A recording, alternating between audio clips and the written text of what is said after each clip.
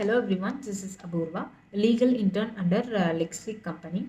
Today I am going to talk about the rights of LGBTQ community.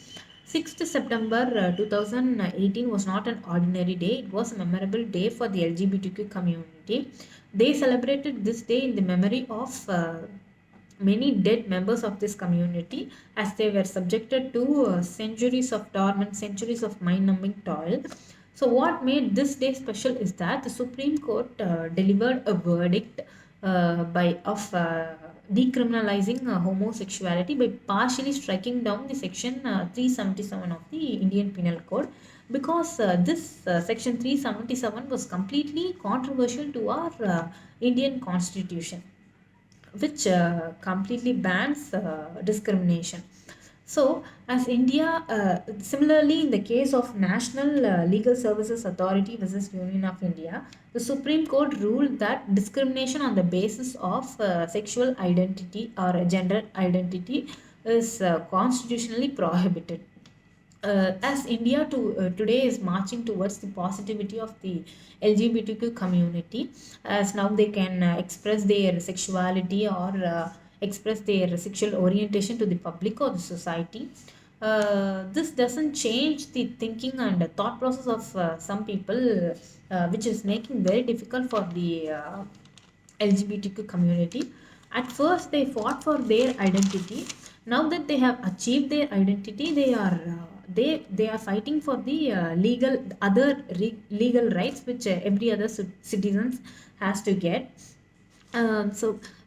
Now here arises the question that whether justice has been actually served to the LGBTQ community in every way. So the answer is absolutely no. Even there's no mention in the CARA, which is the Central Adoption Resource Authority for LGBTQ parents to adopt a child. The CARA mentions 8 heads for the eligibility criteria for prospective adoptive parents, but none of the conditions mentioned in the 8 heads of the CARA talk about LGBTQ parents. There is nothing wrong in expecting a normal life that every other person gets to lead, like rearing a child, raising a child, and doing everything that normal couple does. The Parliament has passed the Transgender Person Protection of Rights Act 2019, which is very problematic as it does not allow for self-determination of transgender status. The act does not offer the reservations in public employment and education. This act has been challenged in Supreme Court for remedies.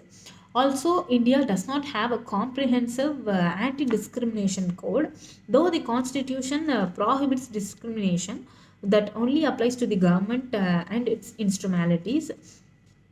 These people are hugely discriminated in private sectors in matters of employment, housing, health, and education, among other areas. Even the courts have not woken to this problem, which materially affects the life of LGBTQ community. LGBT workplace survey of 2016 showed that more than 40% of the LGBT people in India have faced harassment at their workplace because of their gender or sexual orientation. Though they are free to announce the sexual orientation to the public, they often have to hide their sexual identities because of the fear of potential discrimination of losing their jobs. Therefore, this comes as a challenge for the LGBTQ community.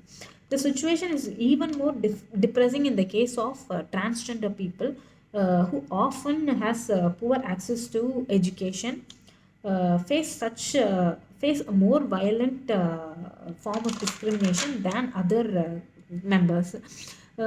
In the case of Manish Kumar Giri alias Sabigiri versus Union of India and others, so in the instant case, Sabigiri was earlier a boy named Manish Kumar who suffered from gender dysmorphia and when underwent a sex change operation was dismissed from the navy. Military in defense said that the present rules and regulations do not allow the sailors continued employment in the navy owing to his altered gender status. The case was argued in Delhi. Delhi court, wherein the court suggested the Navy find an alternative job for Giri. Thus, despite having no proof of Sabi not being able to do her job after her sex reassignment surgery, she was thrown out of her job and was rather offered a job as a data entry operator. Apart from this, the petitioner also testified against the discrimination meted out to her during the course of her employment, highlighting the dark truths about workplace discrimination and the lack of awareness on the issue of transgender rights. So I personally think that no people should be discriminated for anything in this world. And in case of LGBTQ community, it is not their fault to be born this way. People should not be discriminated for their mere birth. I suggest our government should see to the problems of their community and bring more remedies for their good. Thank you.